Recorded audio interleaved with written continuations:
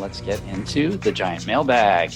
What crazy thing did City do this week? It's time for Mattress running the numbers. Ready for the main event? The main event. Frequent Miler on the air starts now. Today's main event. Is it time to step off the Hyatt bandwagon? Are we done with Hyatt? I mean, my goodness, maybe we should be, right? Well, we'll talk about why or why not. Yes, we will.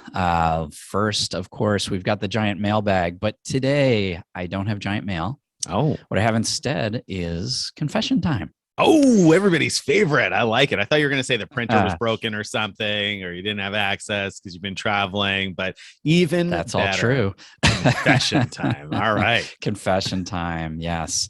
And actually it goes really well with today's topic, today's main event. Here's what happened. So I had a Hyatt category 1 to 4 free night expiring early in February.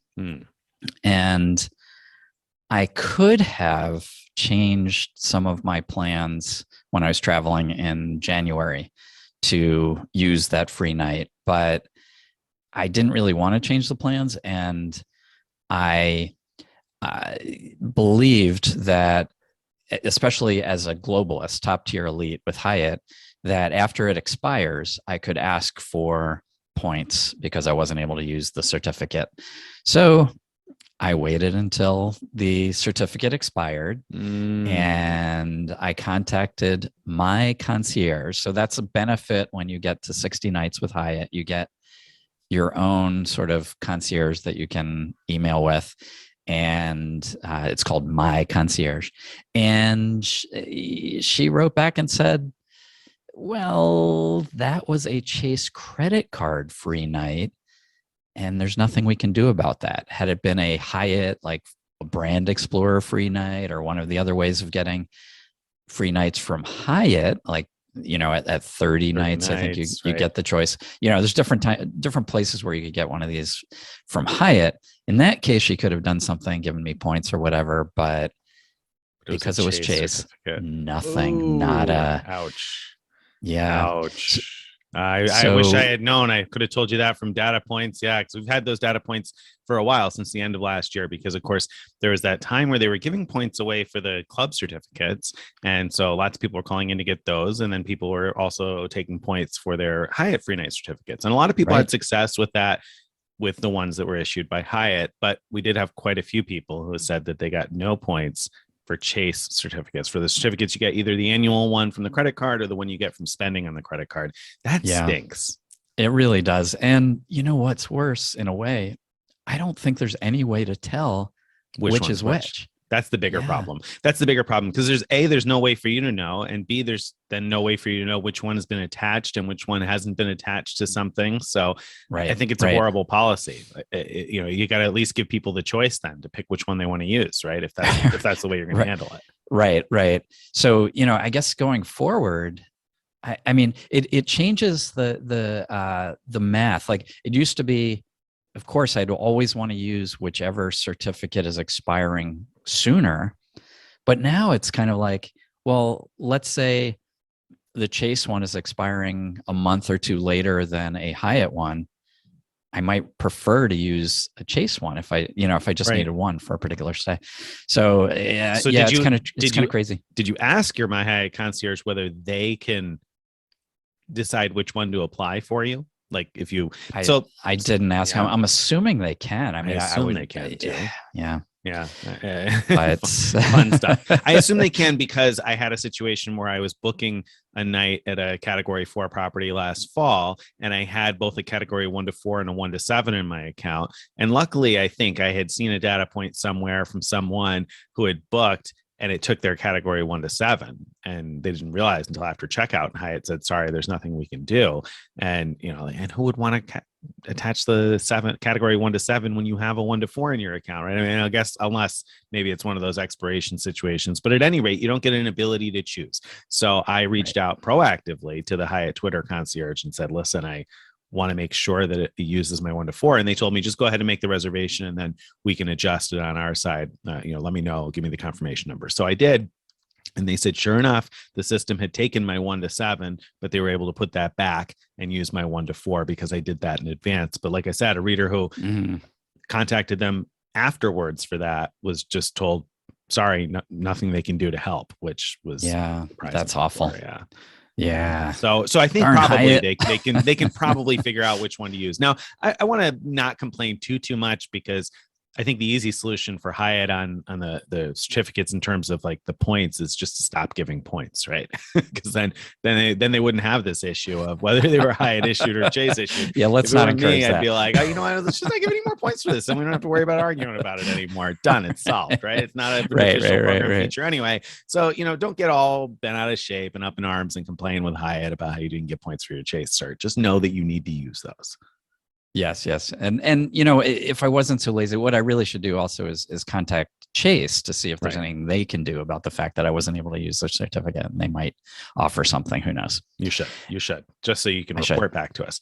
All right. So that was that's kind of crazy, but it's not the crazy thing for the week. But let's talk about that crazy thing. So what crazy thing did Barclays do? Wyndham business, right? Like, what happened this week? So people started reporting. People who signed up for the Wyndham business card started, emailing us, contacting us in various ways to say, hey, wait a minute. This is reporting as a new account on my credit report, which is not something the average consumer would probably care about one way or another. But for those who are worried about wanting to sign up for more credit cards, especially like from Chase, having new credit card accounts on your personal credit report is a problem, because it adds to your account, and Chase won't approve you for a new card usually if you've opened 5 or more new cards in the past 24 months. And usually business cards, this isn't true from all issuers, but usually from Barclays and most others, usually those don't report as new accounts on your credit report, but people were finding it on their credit report. But that's not the whole crazy thing, right? Right. So, I mean, that's a big piece of it. And part of what was crazy there is that this card's been out for a while. And so, plenty of us have it, and it wasn't on personal reports. In fact, one of the first people to reach out to me about this was a friend who said she had applied since the first of this year, and suddenly it was showing up on her report, but her husband applied last year and he didn't have it on his report. So this was just affecting people who had newly applied. And apparently not only on the Wyndham card, there were some reports that it also happened on the Hawaiian business card. So that was weird. But then it got weirder because people started getting back to us and saying, wait a second, they got messages from their credit tracking saying that an account was removed from their credit report. So Barclays went back and removed it from the personal reports a few days later. Which is great, which is the right thing to do. It's just there was some craziness going on over at Barclays, probably in general. And regular listeners know we like the Barclays Wyndham business card for a number of reasons, but it gives you I forget how many thousands of points each year that you renew. That 15, makes it basically 15,000. Basically makes it worth just keeping for that alone. For paying the annual fee, it gives you top tier elite status. It gives you 8 points per dollar at gas stations. Like there's a lot to like about that card. 5 points per dollar on utilities. You can match the Wyndham status to Caesar's Diamond status. There's a lot of different advantages, like you said. So it's a fantastic card. Yeah, and then you could use those points to book Vacasa vacation rentals, which we've talked about a lot before. How if you get a 1-bedroom, it only costs 15,000 points per night, and sometimes those 1-bedroom units can be huge and luxurious. And because you have this card, you would save 10%, so it really only costs you 13,500 per night. So it's a great deal all around if you can use those type of awards. And so I'm glad to see that it at least appears from the initial removals that they may be fixing whatever craziness they were up to before. Right. All right. Very good. So let's move on into Mattress running the numbers. So this week's Mattress running the numbers is not about mattresses, but it is about numbers. So this week I wanted to talk about Sam's Club. So, Sam's Club. Now you can probably buy mattresses from Sam's Club. You probably can. You can. So there you go. So there you go. So this is about buying mattresses, sort of, or membership anyway. The reason I wanted to talk about it was because there's a lot of different ways to stack a deal on a Sam's Club membership right now. So if you value it at all, then you can come out nicely ahead. In fact, you can turn a profit even if you don't value the membership. You don't want it. You could just make some money appear out of thin air, which is always fun. But what I wanted to figure out was which is the best way to do it, according to Greg, the frequent miler. So there's a few different options right now, Greg, and I want you to tell me which one is best. Which one should people be doing? So we wrote about this week how the Dosh app is offering $40 cash back when you buy a new membership in store. So you have to go physically into the store for this deal, and you get $40 back when you buy a membership. Now, a membership costs $45. And by the way, I should mention it's $40 back right now. And when we initially publish this, that'll be valid for another day or two. So this is going to publish on February 19th. And I think this deal runs through February 20th. So if you're listening to the podcast late, this one might be gone. Check the Dosh app and see what's in there. But right now, anyway, they're offering $40. Membership costs $45. So that'd be a net $5, except there's also an Amex offer for $25 back on a $45 membership.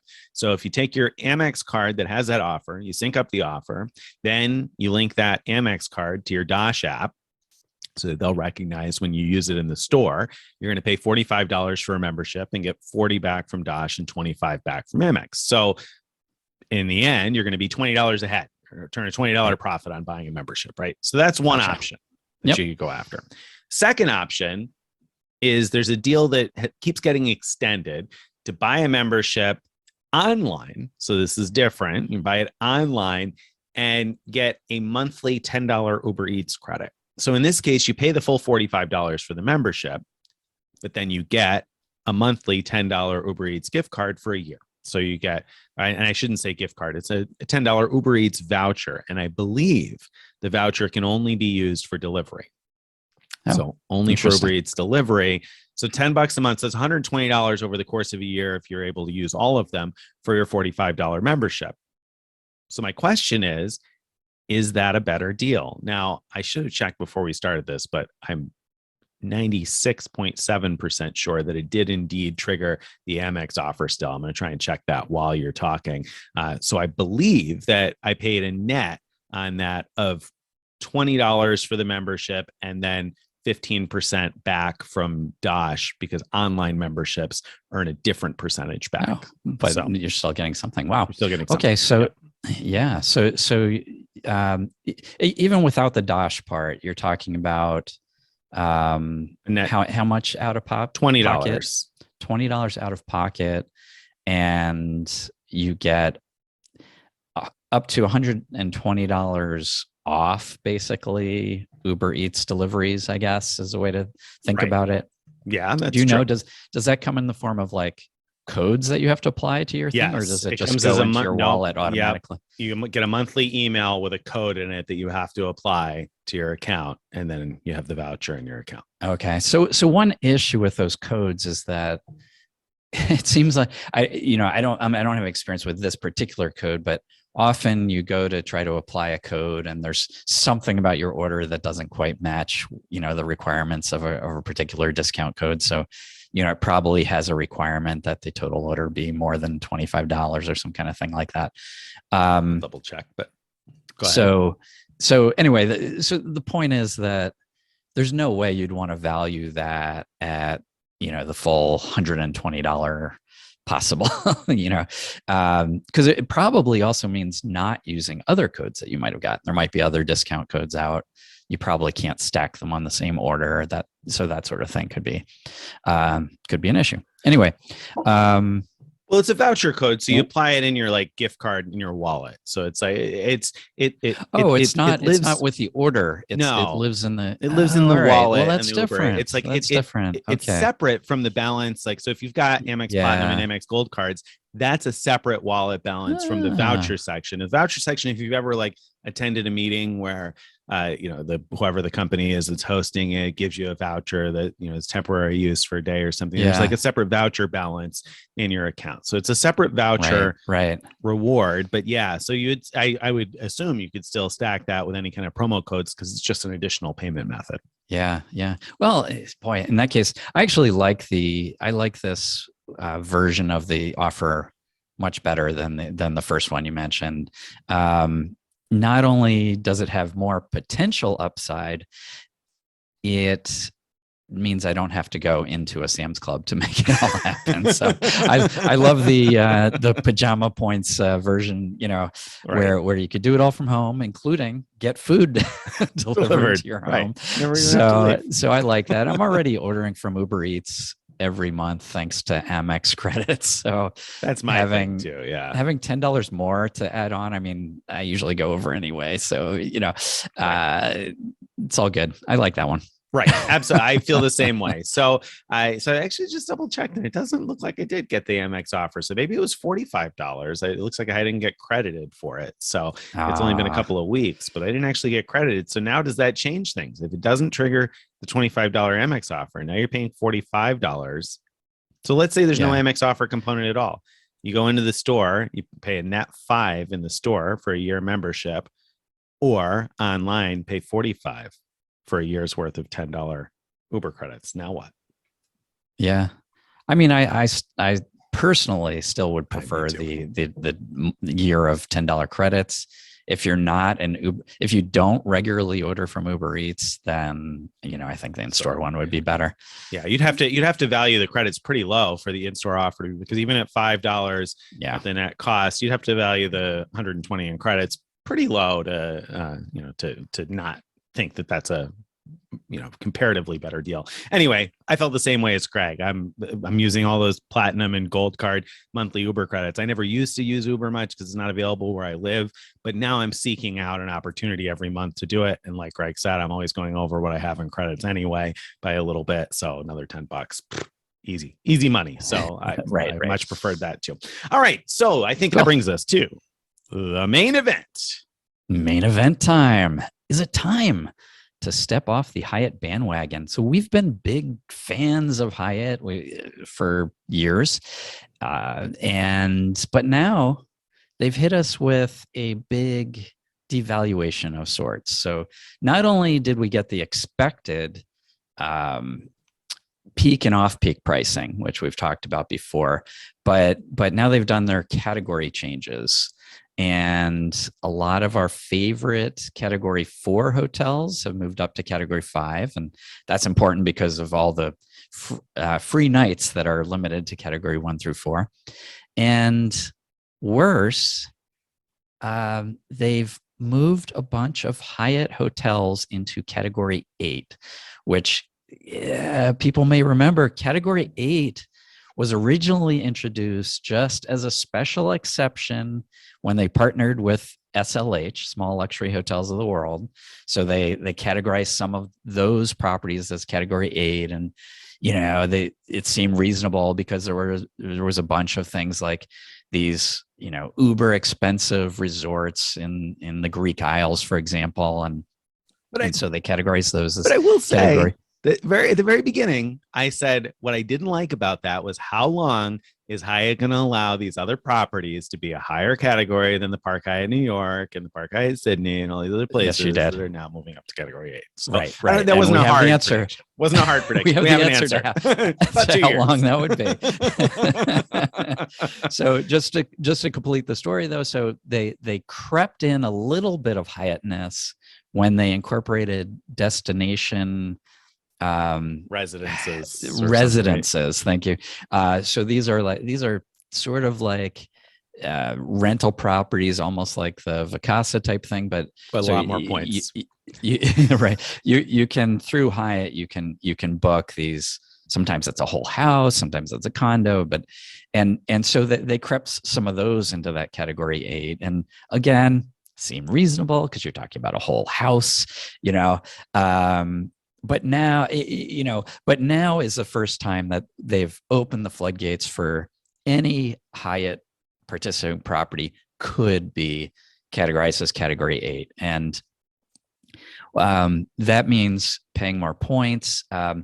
It also means, you know, when things are peak priced, because we didn't have peak and off peak before, the pain is worse, you know. So if it just went from so category 7 was 30,000 points standard per night. Category 8 was 40,000 points standard.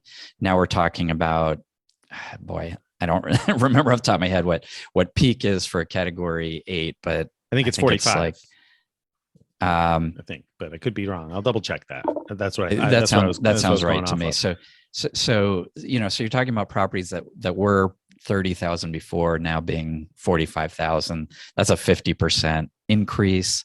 It also means any of us who have these category 1 through 7 certificates that you get by 60 nights, staying 60 nights at Hyatt's, you can't use them at a bunch of places that we traditionally would have been, targeting to use these certificates for. And these are some of our favorite properties: the Park Hyatt Vendôme in Paris, the Park Hyatt Sydney, the Alila Ventana Big Sur, the Alila Maria, I think is one. No, that one isn't one. The new Alila in Napa is another.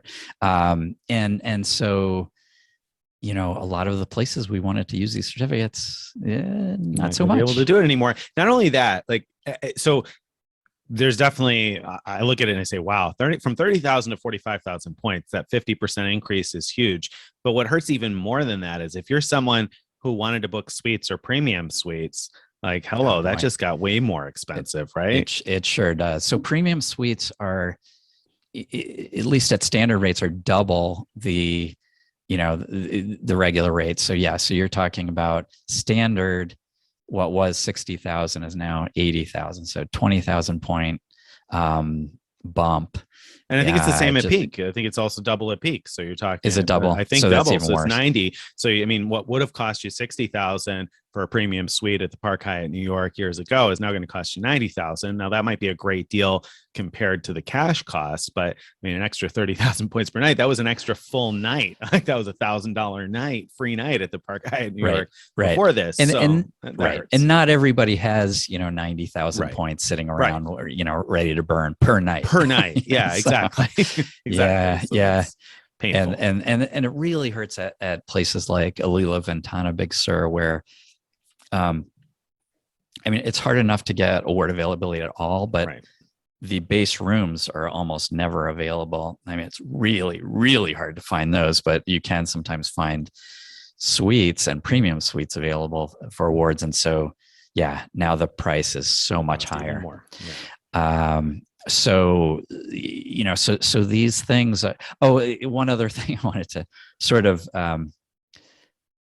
complain about, I guess, with this devaluation is that it, in a way, brings Hyatt's award prices nearly on par with Marriott's award prices before March, meaning before Marriott gives up their award charts, their top tier peak pricing was $100K per night.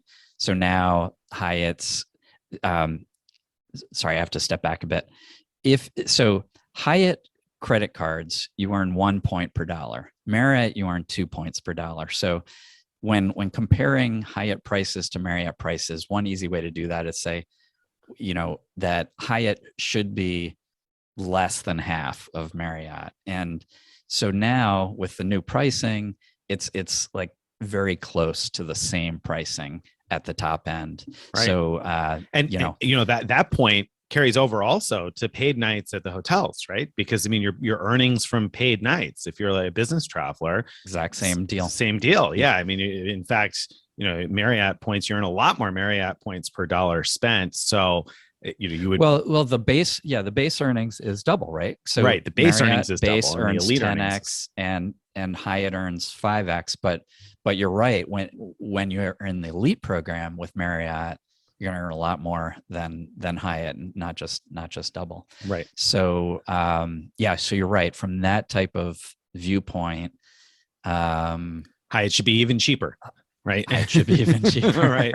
Even cheaper than it was before. Yeah. And now it's not. do caveat that though with saying, well, Marriott's about to get rid of their award chart. So true.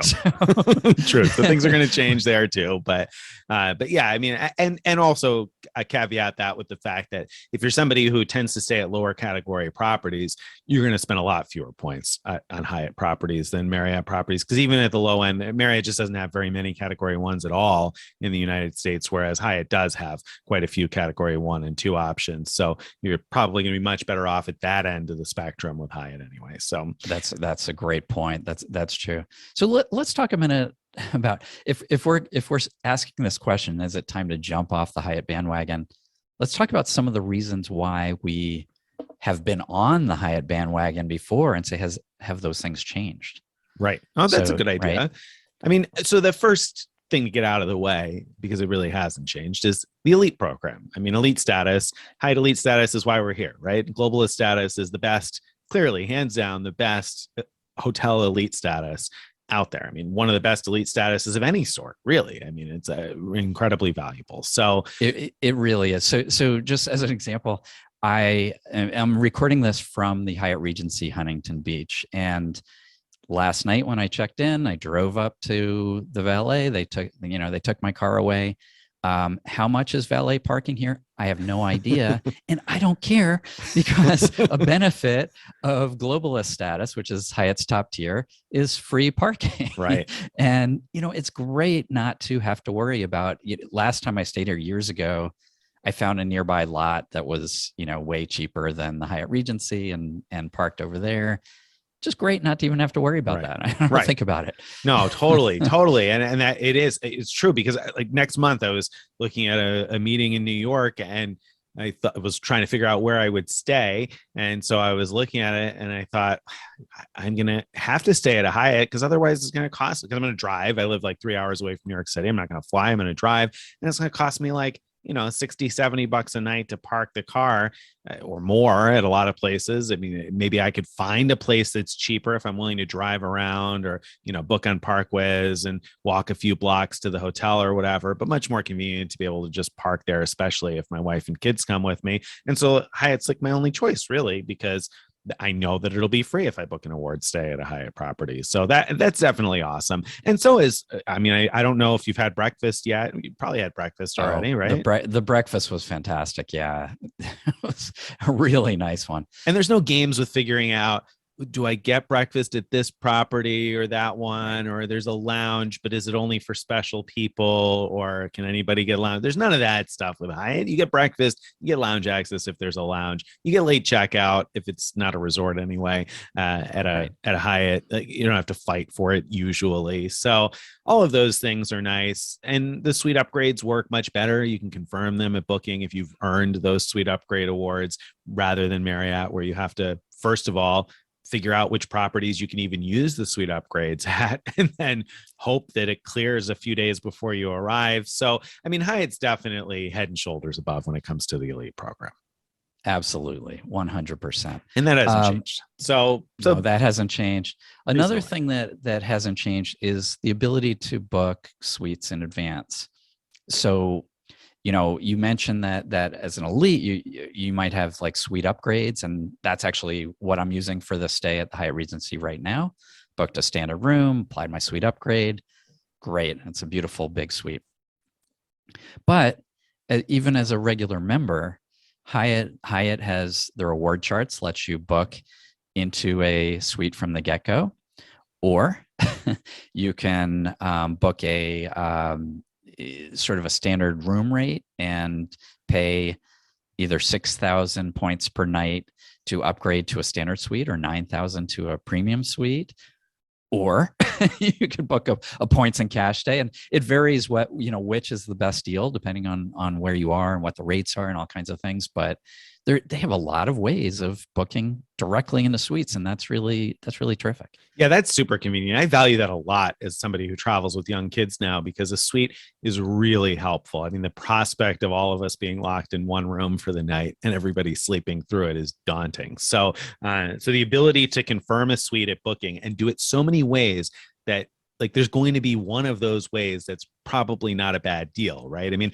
unlike some programs, even at Marriott, there are some places where you can book a suite as as an upgrade redemption. Now that varies. You don't know which ones it's going to be until you click through on the booking page and see, but there are some situations where you can, but it's usually like one option, and either you want to do it or you don't, and there's no other ways to figure out, okay, can I make this a slightly better deal? But Hyatt gives you like, I don't know, what is it, you just rattled off like 4 different ways to book a suite, right? So you got a whole bunch of different ways.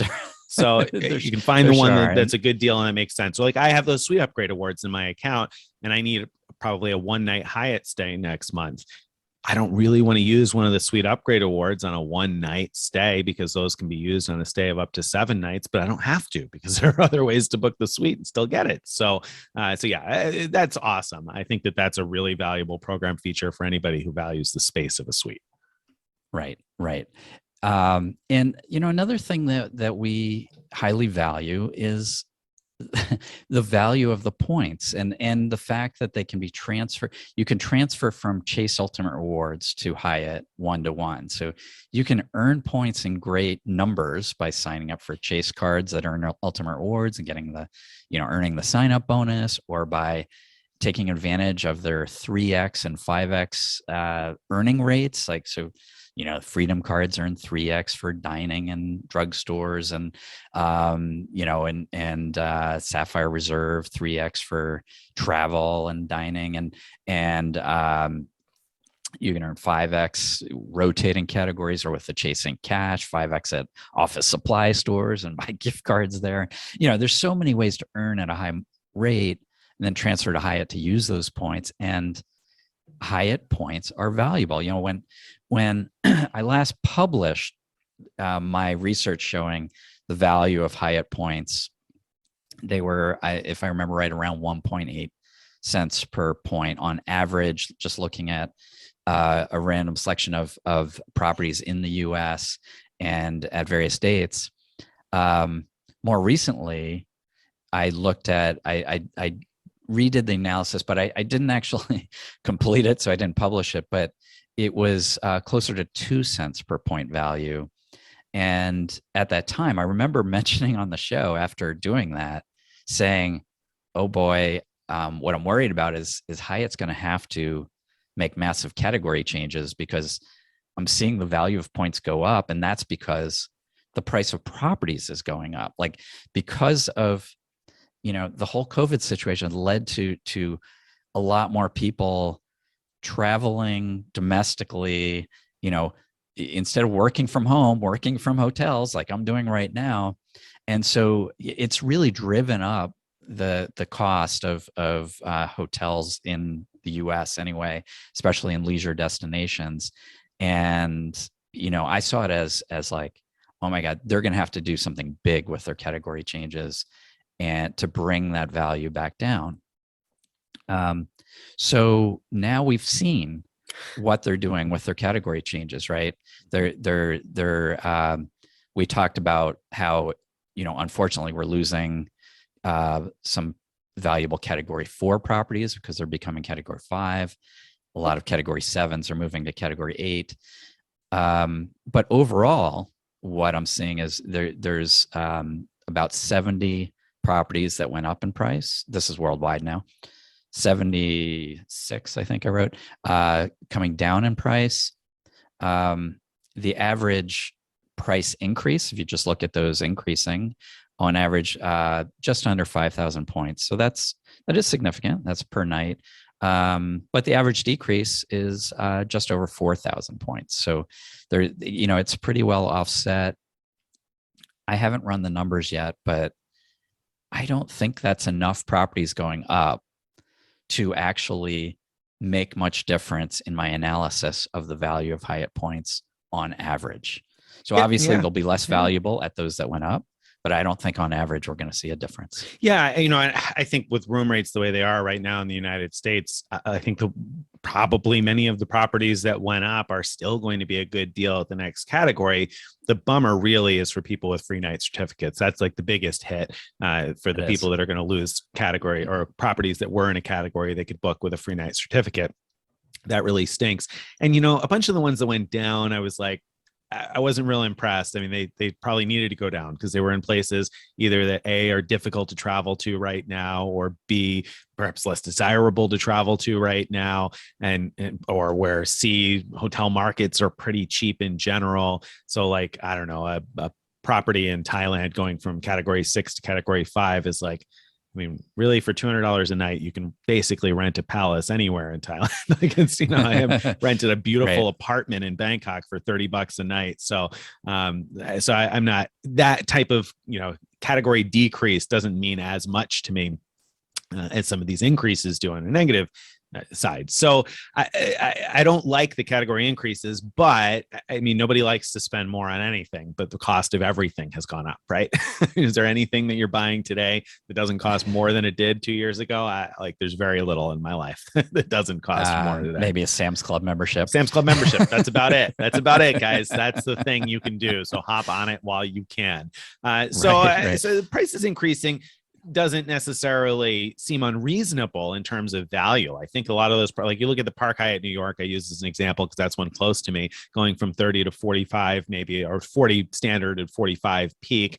I mean, that's still, standard rooms are always north of 875 there, I think, and typically north of $1,000 a night. So you're still going to get very good value in terms of how much your points are buying, kind of, if you value $1,000 night at $1,000, which I don't, but you can run the numbers there and make it look good. What I still like about Hyatt, though, is at the low end, you still get that much value. Like at a category 1 or a category 2, there are a lot of situations where a category 1 for 5,000 points per night is going to yield 2 cents in value or more. And the same can be said for category 2, where there's lots of places that it's going to yield 2 cents per point or more still, even with these category changes. And so I'm disappointed. And that's my point. So what we liked before, Hyatt points were, very valuable. That hasn't changed. I mean, so yeah, the certificates got to hit. Some individual properties have become massively more expensive, but the overall thing, that we like about Hyatt, that aspect hasn't changed. The fact that they kept award charts at all in this day when all the other major chains have eliminated them is another thing that we like, and for this reason. So the Hyatt Ventana Big Sur, even with the category 8 prices, even peak price, I think you're still going to be looking at, compared to their cash rates, because their cash rates are so high, you'd still be looking at more than 4 cents per point value compared to the cash rates. And we only get that because they haven't eliminated award charts, and if they did, they'd be charging something like 200,000 points per night. Right. And so, I mean, that's a positive. Of course, you got to be careful not to overvalue your points if you're not going to actually spend that much, but we play the game in order to get those luxurious experiences. So the point is that you'll still get them. I think I make the point about the low category places also, because in a lot of chains, I think you can look at like the St. Regis Bora Bora or, the Maldives or whatever, and say, oh, you can get X amount of cents per point in Marriott value, except, sure, if you were going to spend that much on those places, and at the places that people are more likely to stay more often, you're not going to get anywhere near as much value, right? It's easy to cherry pick the places that are super expensive and say, oh, you can still get 4 or 5 cents. But with Hyatt, it's consistent. You can still get very good value, 2 or more at basically any category with a lot of places. So, and the certificates, are disappointing, but I'm not someone who ever collected a lot of certificates. And the nice thing is that there are quite a few places in Europe that look good that are coming from category 5 to 4. So if you like to travel to Europe, then I think the category changes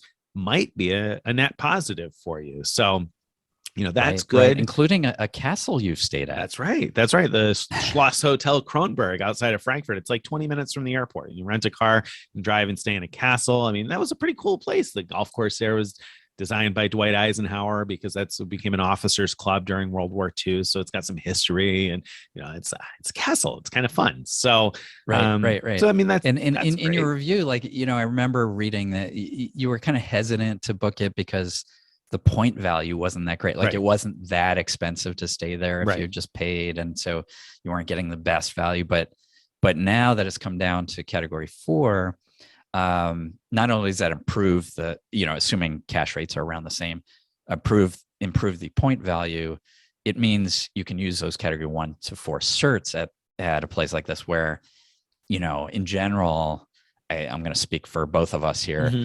We're happy to get lower point value just to get a solid redemption at all with these certificates, because you want to make sure you stay somewhere that you've enjoyed, and use those certificates before they expire, especially if they're from Chase. Right.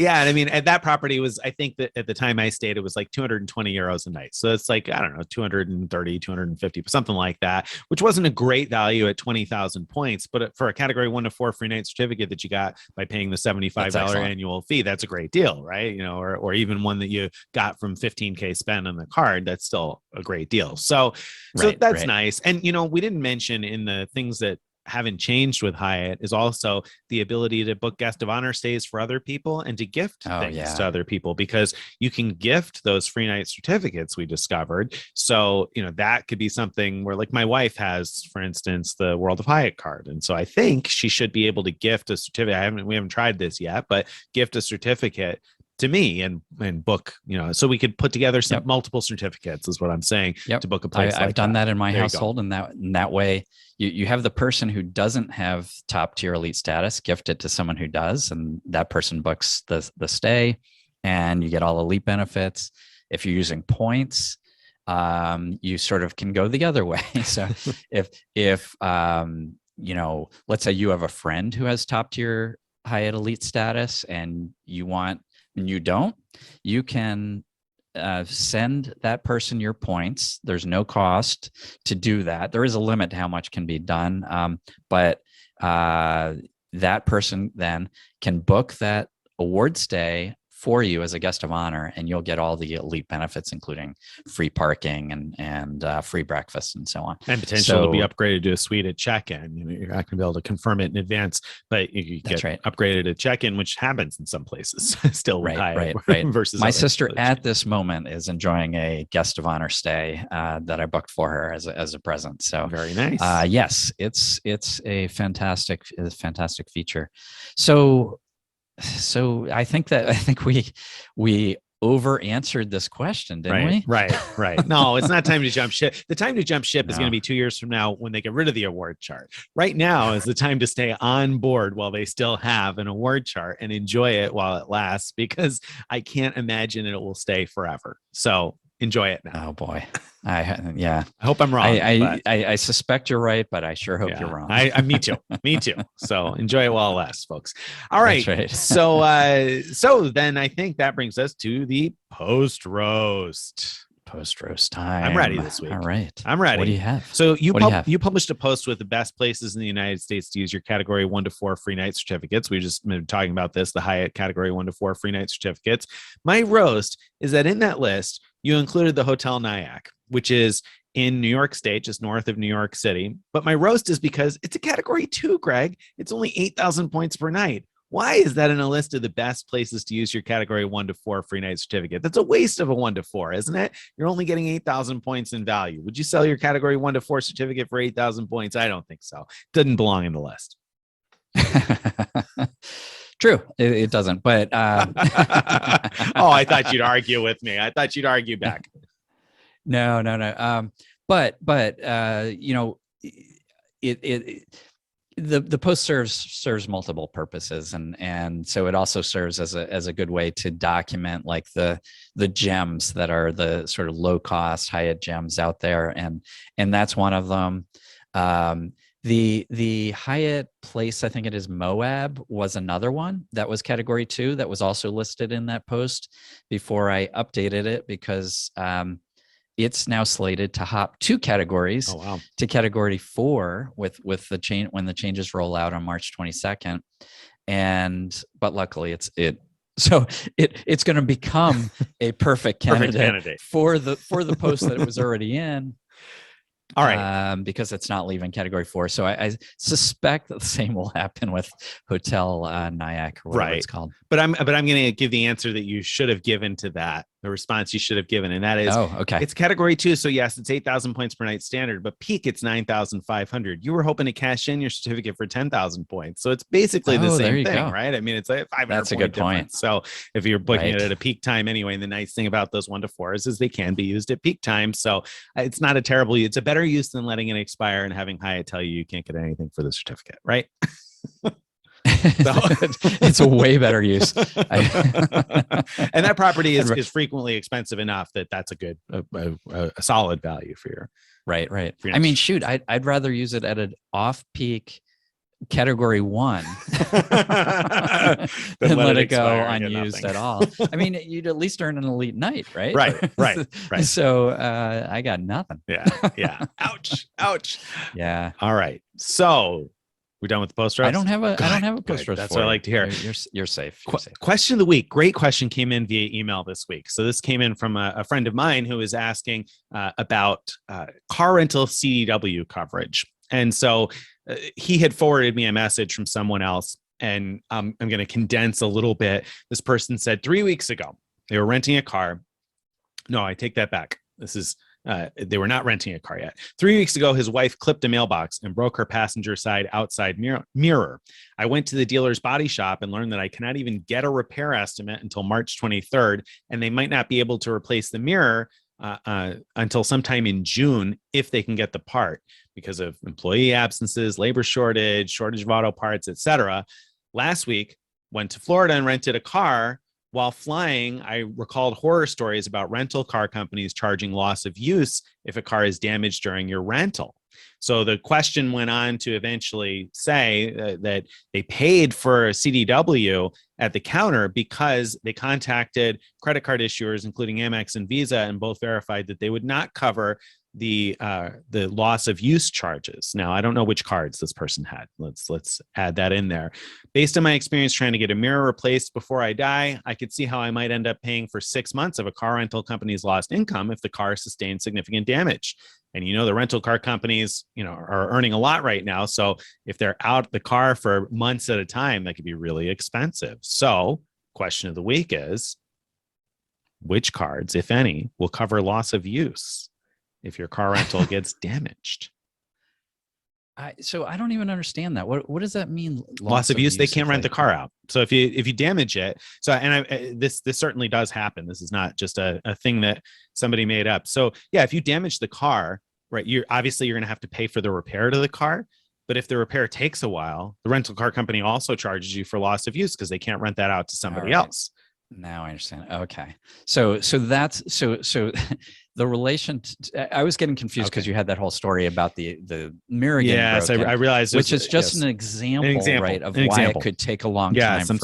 For a car to get fixed. Read it quickly the first time, and I was thinking it was a loss of use, and that's why I didn't realize until I was reading it the second time around that I was like, oh, actually, this was a personal one. And that was an example. I realized that as I was reading it. So yes, can I go back and roast your question? Oh yeah, too late. So the point is, it takes forever right now to get a car fixed, and I mean I can vouch for that because I've had a few repairs that had to get done recently too, and waiting for parts and everything else, finding parts has been more difficult than in years past. So. All right. So you better be prepared with the answer because I don't think you expect me to know off the top of my head, which I didn't know off the top of my head. I was like, oh, that's a good question. I assume that it covers everything that the rental car company is going to charge you, but I didn't know. So I had to look into it. And sure enough, I found that the Chase cards with primary CDW coverage, at least the ones I checked, and I checked the Sapphire Reserve, the Ritz card, and the Sapphire Preferred, and all of those included loss of use charged by the rental car company. And I also checked the Venture X card, the Capital One Venture X, and also that included loss of use. So now I kind of want to go through because when I Googled it, I actually had a hard time finding good information about it. I found some articles that mention that your credit card might cover loss of use or might not. And so it wasn't very clear to me. And obviously this person had contacted two credit card issuers, Amex and Chase. Now, again, I don't know which cards they had. So it's very possible that they have a card that doesn't cover primary CDW. But anyway, I'm curious now to go through the airline co-brand cards that have primary CDW and other issuers and see, do they cover this? Because that really is a true concern. Because that person who asked the question went on to say, unless someone has better information, my advice is to avoid renting a car at all if possible, but if not possible, grit your teeth and pay for the supplemental coverage at the counter. And when I read that, I like cringed a little bit. I was like, oh, no, don't pay for the coverage at the counter. But then I was like, well, I don't know, do they cover it? Well, apparently they do. So make sure you're using a card that covers primary CDW and check your guide to benefits. And that's what I did. I Googled for the guide to benefits for the various cards and started taking a look and found the loss of use provisions. So you are covered there. Right. So this is something we should probably add to, we have that ultra premium ultra premium travel protections post where we compare all the ultra premium cards. That's where I first found that the Sapphire Reserve and the Ritz card, which have the same coverage for travel protections, were like head and shoulders above every other one. And I said that in response to the email, I said, we always book rental cars on either my wife's Sapphire Reserve or my Ritz card. That's like, those are the only two cards we use for rentals. But luckily, like, as you mentioned, Capital One and Amex has improved their automatic coverages. So they're still not on par with Chase's top ones, but they're pretty good. And so if we add to that post, this loss of use aspect, that could be a good addition. But I do want to mention that at the top of that post are links to the guides to benefits for each of the cards that are covered in the post. So makes sense, you can check yourself there. Makes sense too. Very good. All right. Well, that brings us to the end. I want to thank everybody out there for listening today. If you enjoyed this and you'd like to get our posts in your inbox each day, you want to go to frequentmiler.com/subscribe. Again, that's frequentmiler.com/subscribe to get on our email list. You can follow us on social media and join our Frequent Miler Insiders Facebook group. If you got a question that you want to ask or some feedback because you want to be featured on the Giant Mailbag segment or on the question of the week, you can send that to mailbag@frequentmiler.com. Again, that's mailbag@frequentmiler.com. Thank you guys very much. Wherever you're listening to this, by the way, I always mention this. Please subscribe, leave us a comment, leave us a review. We appreciate all of those things because it helps other people discover this show as well. Thank you. And we will see you guys again next week. Thanks, everybody. Bye-bye.